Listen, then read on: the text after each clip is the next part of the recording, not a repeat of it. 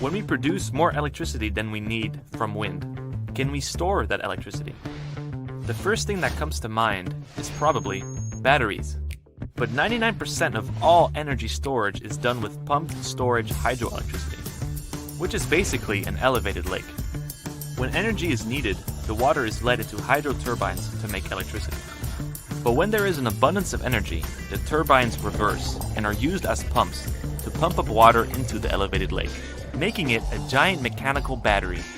Pumped storage hydroelectricity is a large-scale solution. However, natural elevation and a huge water supply are needed. An emerging and small-scale technology is a home battery system.